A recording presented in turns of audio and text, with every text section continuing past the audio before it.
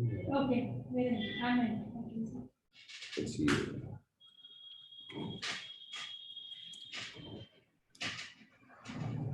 So welcome everybody. I think we are just waiting for the others to join. If you can just stay tuned.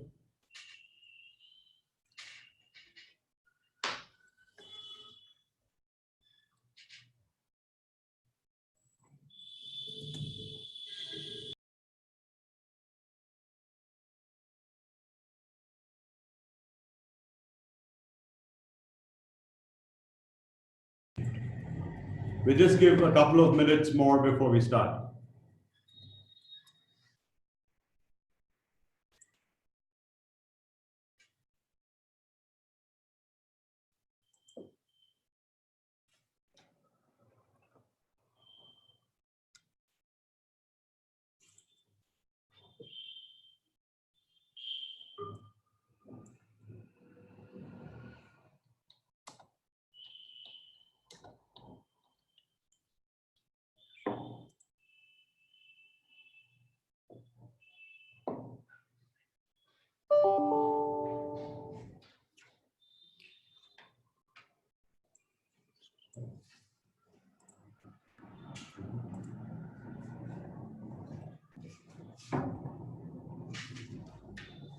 Good afternoon, everybody.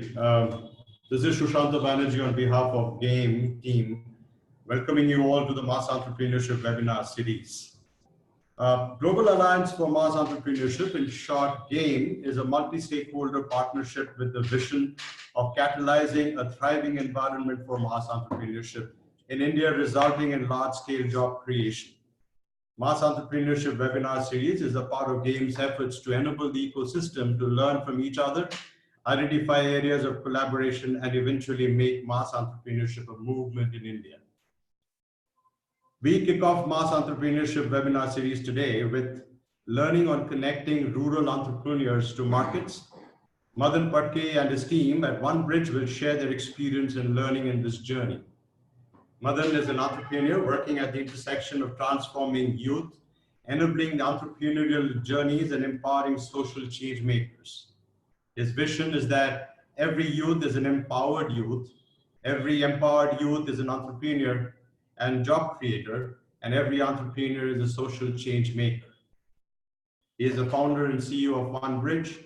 OneBridge is a rural new commerce firm delivering relevant products and services to our villages, bridging access, choice, and convenience gaps for rural customers while enabling a shared delivery network for our partners and generating sustainable incomes for rural youth. Madan and his team will be making a presentation for about 20 minutes to half an hour.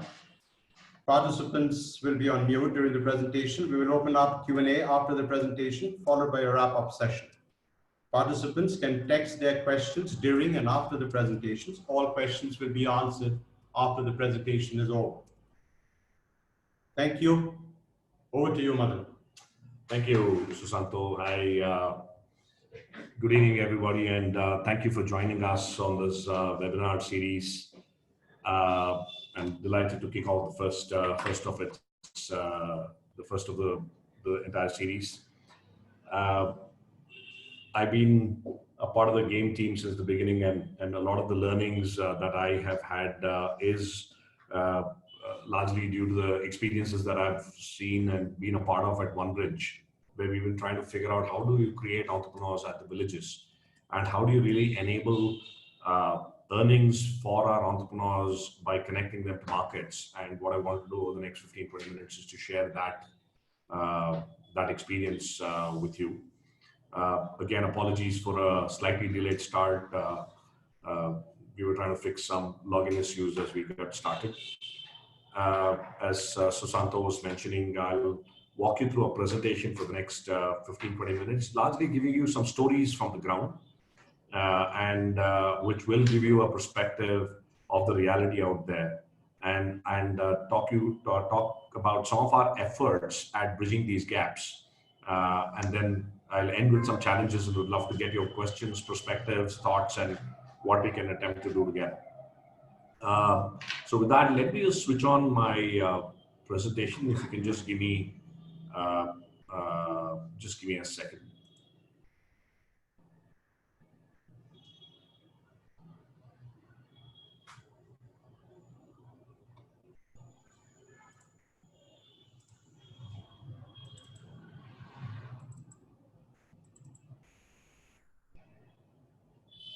Yeah.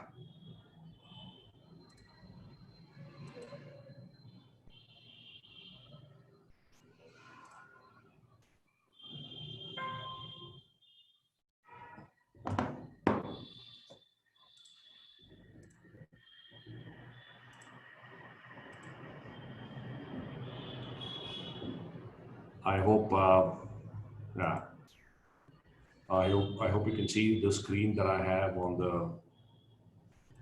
the presentation that I have.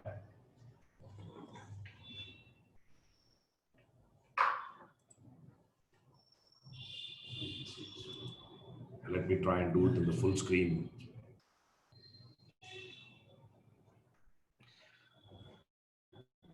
So I want to start off with a few stories. Just give me a second.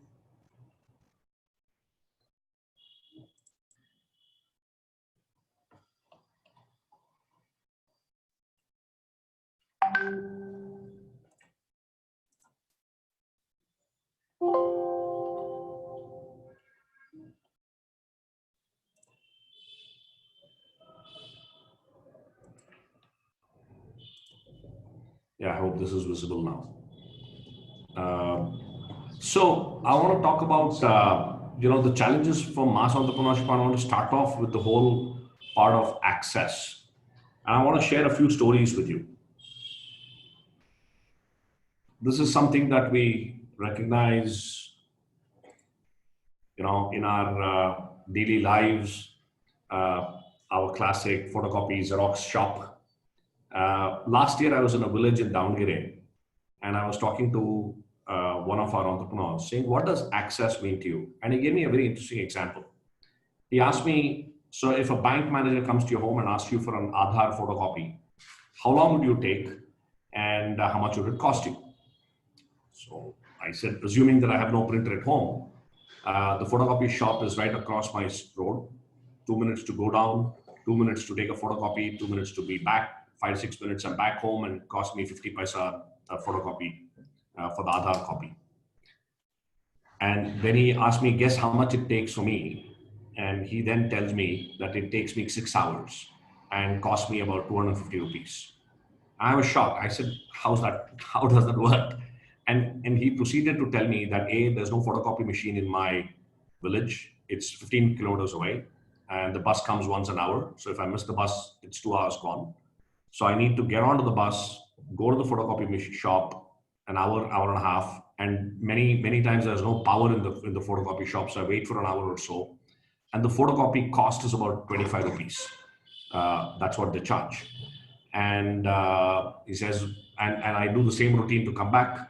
So it's about 4 to 5 hours for me. If I leave in the morning, I'm back during lunchtime, and I would have spent another 20 rupees on the bus back and forth, and I've lost half day wages because otherwise I would have been on the field working. So the entire cost to me is about 250 rupees in 6 hours, and that is one of the hard lessons that we're learning, how we in urban towns take access for granted and how much it's a pain point and a daily reality where there's no access for people in the villages itself. And to me, that's a problem, but also points to a very large opportunity. This is again a village somewhere in Mandya, in the quite about 150 kilometers away from Bangalore, not too far away. And we have again one of our entrepreneurs in this village, and his uncle was telling me about how none of the girls in this village, and there are about 40 school-going girls, all of them have dropped out of school post 7th standard. I'm asking why. And the reality again was that this village is not covered by any bus route. The closest bus stop is about 3 kilometers away. And the bus ride to the next town where the high school is about 20 minutes. The challenge, though, for parents were to say that, listen, if the school finishes at 4 o'clock and my girls come back at 5:30 or 6 from their schools, they have to walk alone for 3 kilometers. And no father will accept the risk of a girl walking alone on the roads, unlit roads, as it starts to go dark, and therefore none of us send our girls to school. Right? Again, a challenge that we see in terms of access. This was an interesting story. I've just used an image, but many years ago, 3 years ago, we tried to do test drives in a village. And we got a large car manufacturer to give us one of their models. And this car manufacturer gave us one of their older models with one of the dealers. So we took the car around for a test drive. And we took it to around 21 odd villages. Nobody even sniffed at the car. They said, "Why are you bringing an old model to our cars, to our villages? We don't want old models. Get us something new." So we cajoled the distributor, the dealer, and he ended up giving us a new car. And we went back to the same 21 villages, and there was a sense of celebration in those villages. These guys were saying that this is the first time a new car has ever entered our village. And we did 78 test drives in a span of 2 days. And third day, one of these customers decided to buy this car. The dealer was shocked. He said, "I thought only the old ones or the cheaper ones, kind of worked in these villages. I'm shocked to have a new customer sign up for the car." And it was fascinating. What we were hearing from the rural consumers was, why do you prejudge on what we need? Yes, it's your duty to give us all the choices you have. You might have an entry-level car, you might have the most expensive car. You show us what you got and we will make the choice.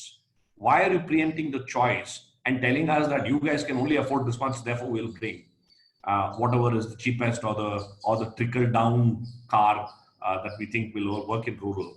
And to me, that was a very important lesson, not just for cars, but in general, how we take our rural brethren for granted and say that, "Oh, I think only this will work in rural." And I've never seen a single definition of rural that kind of covers the whole gamut of rural that we have, right?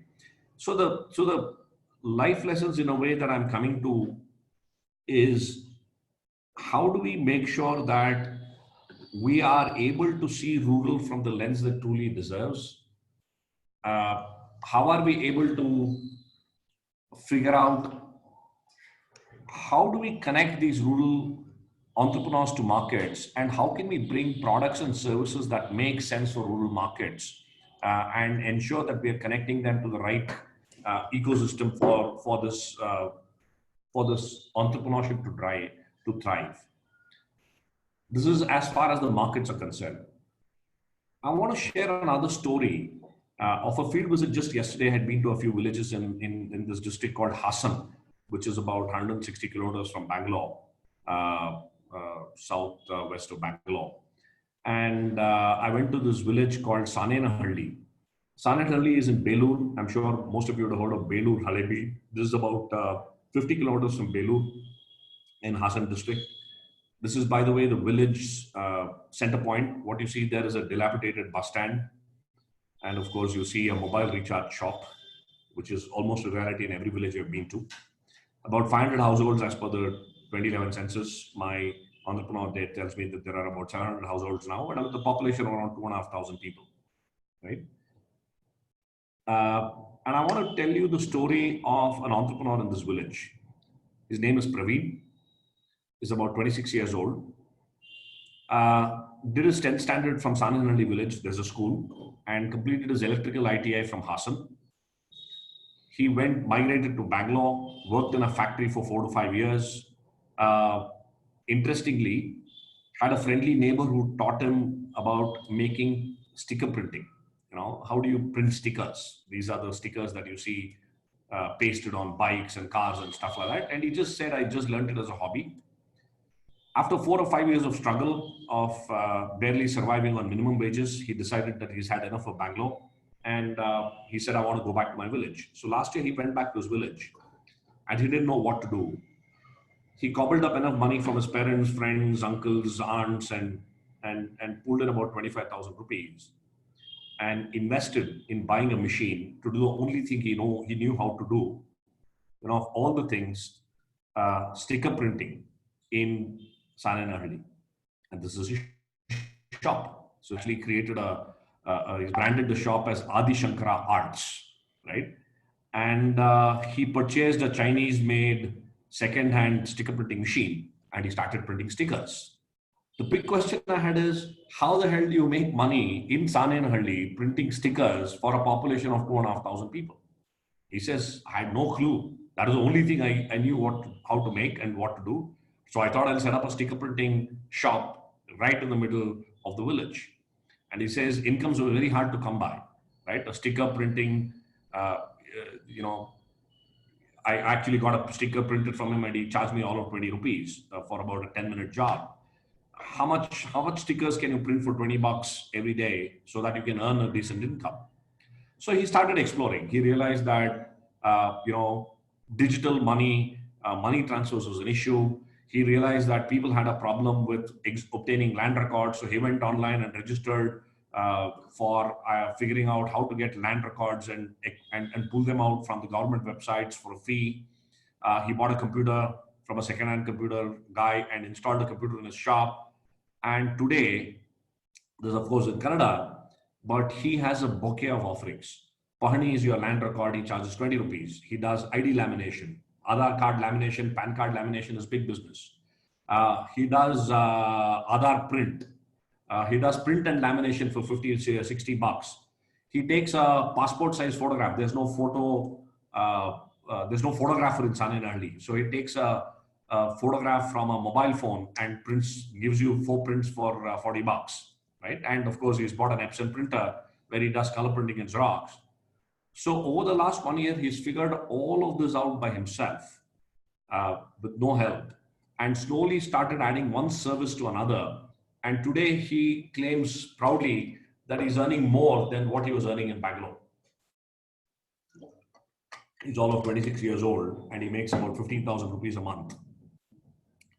What was striking for me as I was interacting with him, he's our one-bridge entrepreneur there, and we've actually onboarded him and started providing him a slew of services, and which I'll come to in a while, is, you look at his face, he's so bright, so enthusiastic. He puts in about, he says that, listen, I open my shop at 7 a.m. in the morning and I'm here till 10, right? And he says any customer can call me anytime in the night and I will open my shop to do anything for him. So he's putting in about 16 to 17 hours a day.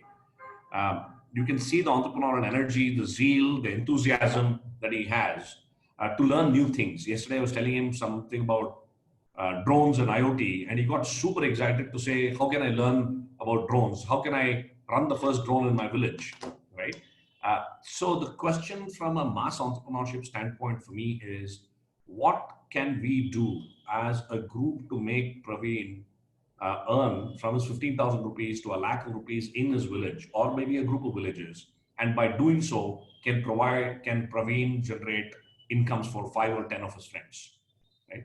And I think that's the question that we're trying to pursue at OneBridge.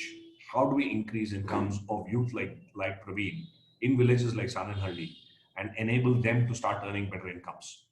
And that is what got me to start OneBridge about 4 years ago, a few of us. And we are seeing some continuing trends that consumers have our aspirations. There is a lot of work that's happened on digital financial literacy, but it's not enough. There's still a large lag. E-commerce is slowly penetrating to these villages and the taluks. Kirana stores in many of the districts and taluks are becoming offline-online norms for offline-online models. Many of these villages are black holes for the large FMCG pharma brands. They don't exist formally in these villages, and access is literally unknown. So in OneBridge, we put all of these trends together to figure out a technology-enabled trusted network that can deliver these services, aspirations, and products to rural consumers, and therefore bridging the gap. So at one hand, you have villages, which are households and local retailers who are looking for access, choice, and convenience. On the other, you have a variety of suppliers and partners, e-commerce, consumer durables, pharma companies, etc., logistics provider that are looking for last mile delivery and outer aggregation and it's very hard for these two entities to meet in a sub 10K village. And OneBridge was conceptualized as saying, what if we are the pipe that bridges these two groups together? And by doing so, we can create incomes for entrepreneurs, local trusted entrepreneurs who execute a variety of tasks, which could be sales, service, doorstep delivery tasks, all on a technology platform, which is all in an assisted commerce way, where you can actually not have any consumer facing app, but all the technology work will be done by an entrepreneur, very much like Praveen, right? You don't need to know how to go extract a land record. You just land up in Praveen's doorstep and say, I want a land record, I'm willing to pay $20, and he gets it for you, right? We started to figure out, how do we make that life easier for the entrepreneur to be able to get these records or deliver a variety of services to the villages and therefore start earning incomes. And the benefits are obvious. For the partner, it's a shared network, cost effective, aggregation of orders, can run targeted marketing campaigns. We'll be able to deliver to the last mile under certain SLAs. And in these villages, it gives them a very, very high level of consumer intelligence, which is usually not available. And of course, for the consumers, it's a trusted network. They know that the entrepreneur is that village, and they know that if something goes wrong, hey, I can just walk to the shop and say, something's not working, how do I handle it? Also for local stores, it's faster inventory turns, competitive prices, ease of transacting digitally, and a doorstep delivery, right? So that is a model that we tried to figure out, how do we convert these two for entrepreneurs to thrive in these at the villages itself, right, or a cluster of villages. And we conceived all of this on a technology platform. I think tech is a very critical component. We created a task app, which actually helps people like Praveen to say, hey, there are 10 tasks you can do. For each task you do, you can earn X rupees, and therefore on a daily basis, you can make 200, 300, 400 rupees. And the task can be pick up a product from point A and deliver it to point B, which is a delivery task. Task can be a service task. You can do a mobile recharge. You can do an insurance. You can do bill payments. Or you can even help people participate in campaigns or provide various government services. Or you can help people do an assisted commerce model where they can shop on Amazon or Flipkart or Snapdeal, right? So we built a variety of tasks on the app, and our entrepreneurs now do a variety of services for the village on the app, therefore improving their incomes and boosting their incomes so that eventually they can start to be the one-stop shop for the village, delivering a variety of these products and services to the villages. Right? Just as a sense of scale, we are present in about 2,900 villages across southern states. Last month alone, we delivered about 1 million packages for various e-commerce and last mile delivery companies. We've done about 35,000 odd digital transactions in just a month. We're starting to work with partners like Facebook and Google to take digital literacy deeper into the villages.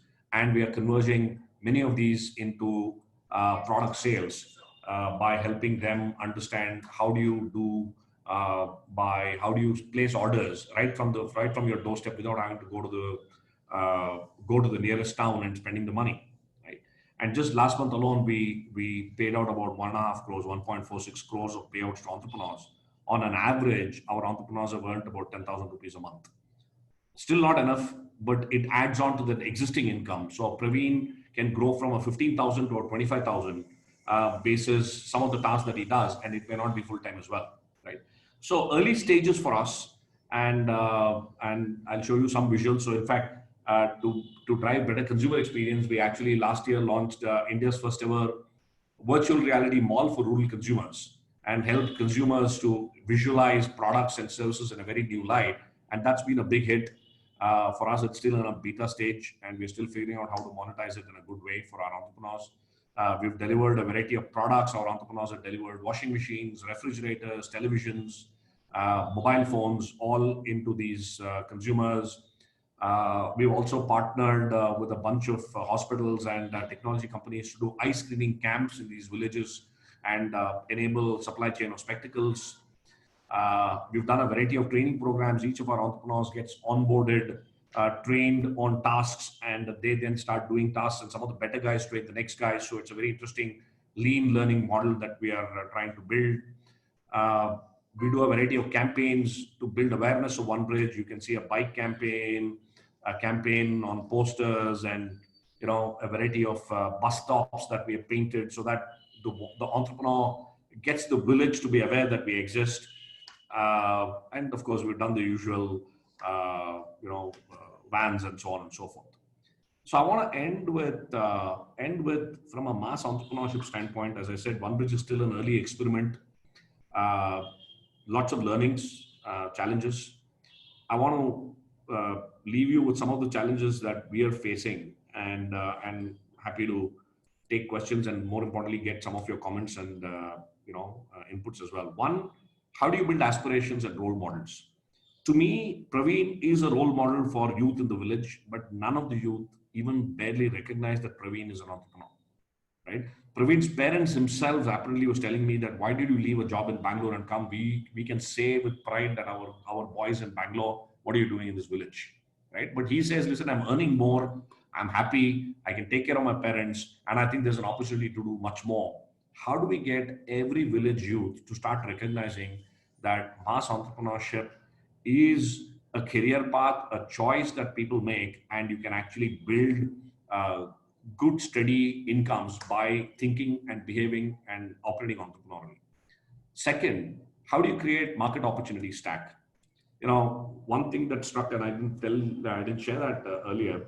So as I was looking at the list of services, a guy walks into Praveen's shop and gives him 50 rupees and says petrol. And I was asking, what petrol? What is that?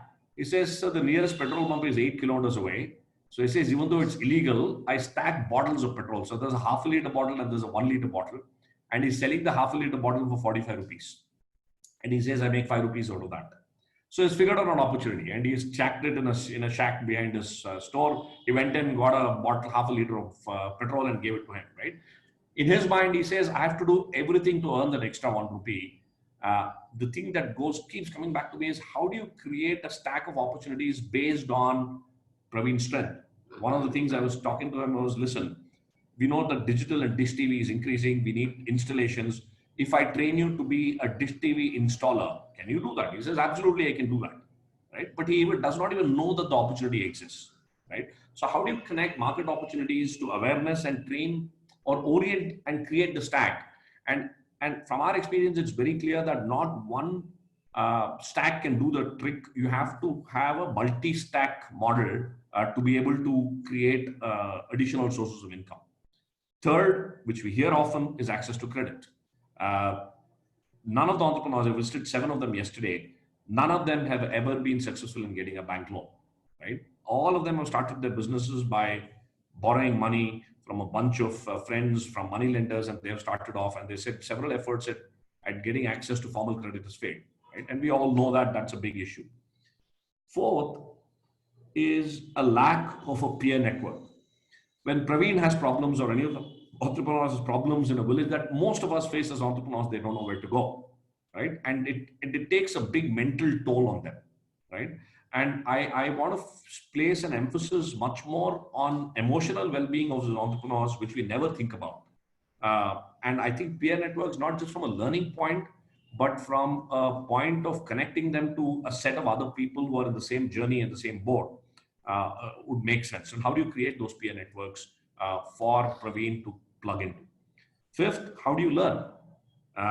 If Praveen has to learn how to install IoT sensors in farms around his village, how do you structure the learning process? How does he access that learning? All the services that Praveen has rolled out in the last 1 year, has all been self-taught. He's just figured out how to do this on his own, and he's just dived in. Many times he says, I don't know whether there's a better model or stuff, but there's no formal learning process, right? And how do we make that happen? And lastly, especially in rural, how do we make women entrepreneurs thrive? Our recent study that we did with Azim Premji University for entrepreneurship proves that even though mass entrepreneurship itself is a challenge, it is a far, far greater challenge for women to be entrepreneurs. In our network, we barely have about 15 to 20% women entrepreneurs, and that is a fight by itself, right? And how do we then, if you start envisioning in a village, what can we do to make women, not just entrepreneurs, but mass entrepreneurs, where they can go on and create incomes for 5, 10 more people. That is a huge challenge and an opportunity by itself, right? So I know I've kind of loaded a variety of thoughts onto you guys, but we have another 10, 15 minutes. Happy to take questions, thoughts. If you can unmute yourself and ask, or you can even shoot questions to me on the chat. Happy to answer that. But yeah, look forward.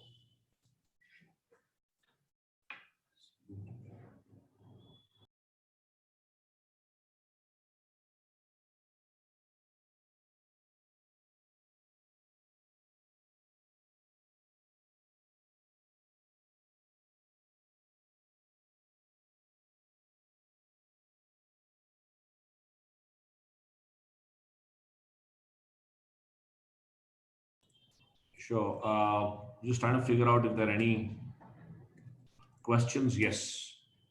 Yes. So Ricardo has asked. Okay, great. So we're getting a bunch of questions.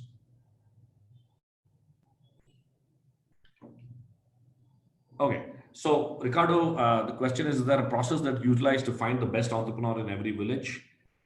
Yes. In fact, we have a very interesting process where uh, we send a bunch of we have a district coordinator who's from the district itself, and we would then the district coordinator identifies a village, goes into the village, and we meet all the key influencers in the village. It could be the panchayat president, it could be the local bank manager, the local school teacher,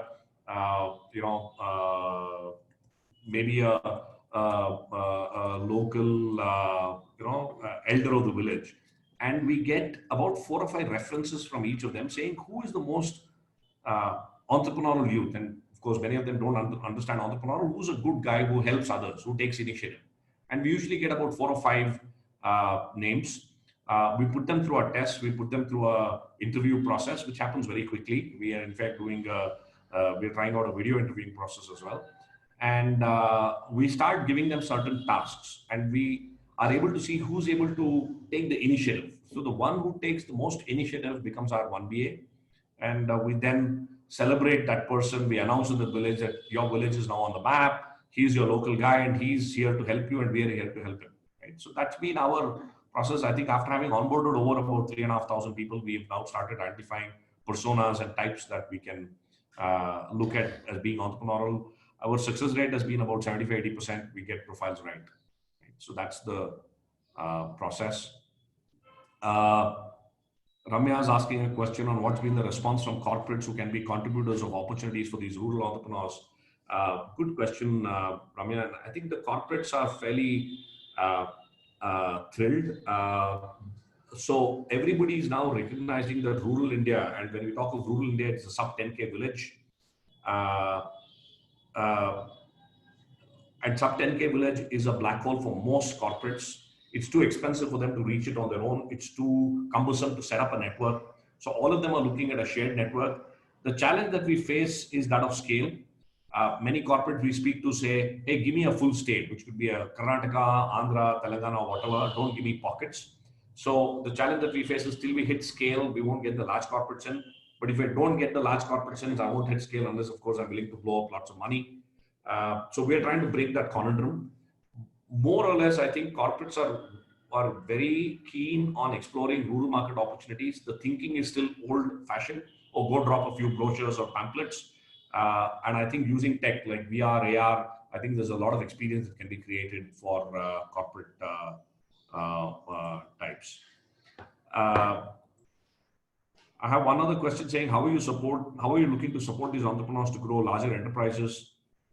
Big assets, like, are there other inputs like asset loans that could work? You're absolutely right.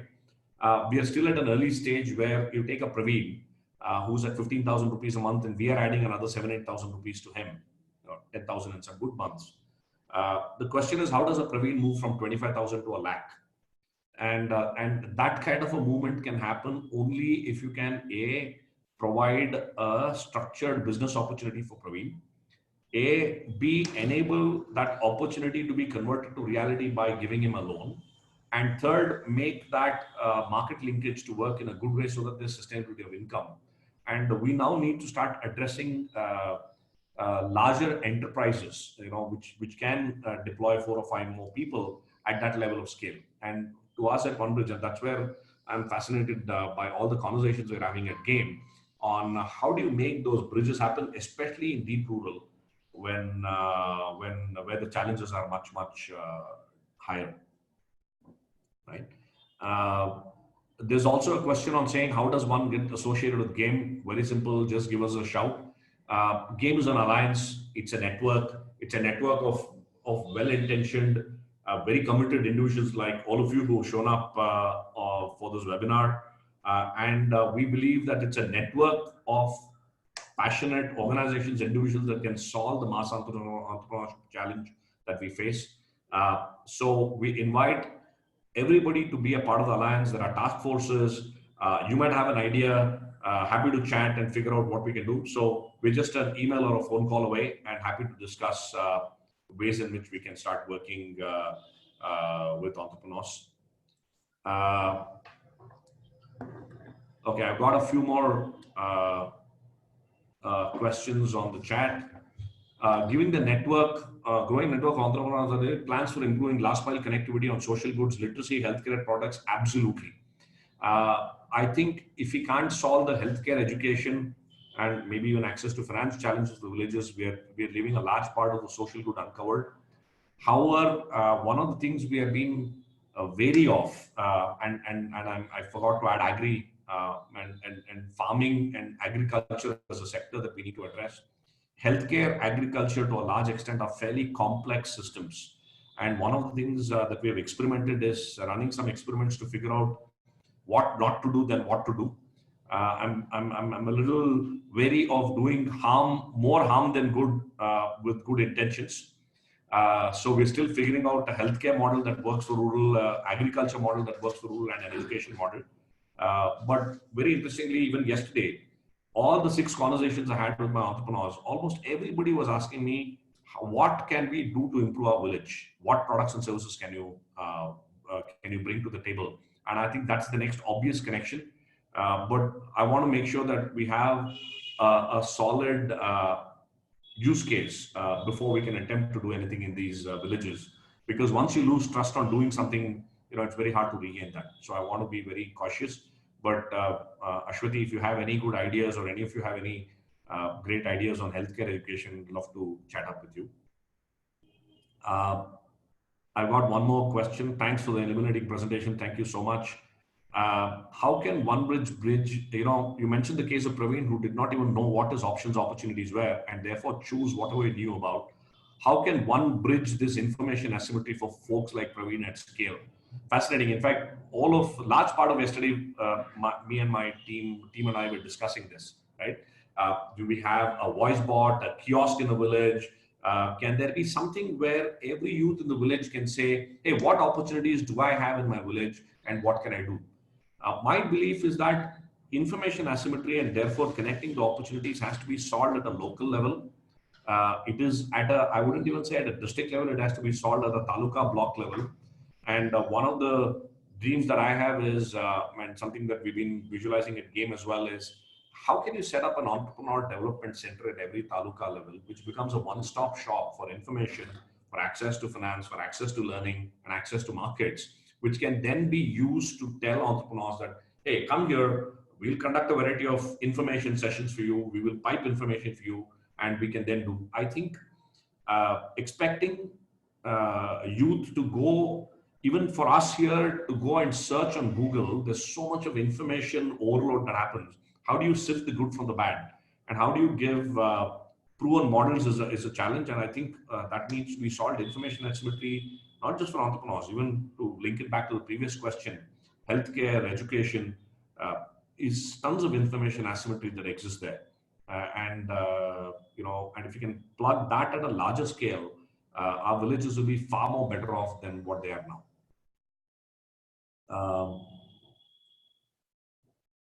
Okay, I've got a couple more questions. I think we have a few more minutes, right, Susanto? How has your experience been in driving better business practices such as digital accounting, planning, marketing? How can you sustain these behaviors at scale? Very good question.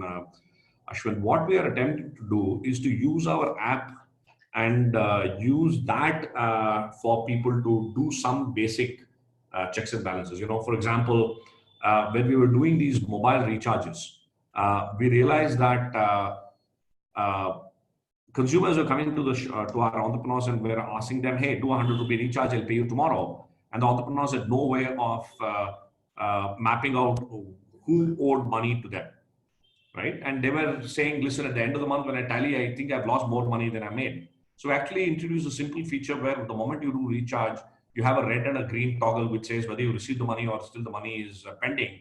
And by doing the toggle on the app, you can get a list of all the people who owe you money. And yesterday, one of our entrepreneurs was telling me that, hey, that has eased life for him in such a significant way, because all he now is to look at the list and say, I know 7 people owe me 50 or 35 rupees or whatever. And he can send an SMS from the app saying, hey, I'm still waiting for the money. Right?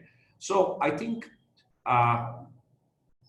your question about behaviors, my sense is if we can build some simple tech tools for them to use in a very, very intuitive way, we can actually end up making their life much better. And what I've seen is the moment they start seeing value, they will just move towards it like this. We just got to demonstrate value and make it easier for them to access it, right? Or be a part of that. I have one last question from Vanya, which says, how do we tap on more young adults who are graduating from the school set up to be entrepreneurs? I'm assuming that how do you tap young adults to become entrepreneurs? I think that's a huge challenge. One of the big challenges that we are grappling with at Game as well, that you have 1 million youth to enter the workforce every month. And most of them have aspirationally, you ask them, what do you want to be? Chances are a large percentage of them will say, I want a government job. How do you create aspirations for them to be entrepreneurs, and how do you create a pathway for them to begin their entrepreneurial journeys? And to the previous question, if we can structure the pathway for them, unlike a Praveen who muddled and found some path, we can actually save a lot of time, effort, and money for these entrepreneurs to get onto for these young adults to get onto their entrepreneurial journeys early on. Wonderful. I think we are at the end of our time. I think I've addressed all the questions that I've got here in the chat. Thank you for being such a patient audience, and thank you for your questions. Set me thinking on a few of them as well. And again, let me hand it over to Susanto, and delighted to have you as all of you as a part of our first Game webinar series. Over to you, Susanto. Hey, thanks to Madan and the OneBridge team for the fabulous work that you are doing, and all your stories were so insightful, Madan, and it sets us thinking that it's for us it's a different world altogether. While OneBridge is working on the rural side, there are many initiatives which are trying to influence the lives of people and catalyze the ecosystem for people to become entrepreneurs and grow, right? Game will be looking at all these stories, these initiatives and studies, and we'll be hosting this forum to share them regularly. So stay tuned. We'll love to have you all again and more in the future sessions. We will keep intimating you, and we will be holding this particular webinar series session regularly. Thank you again for your wonderful participation. Good evening.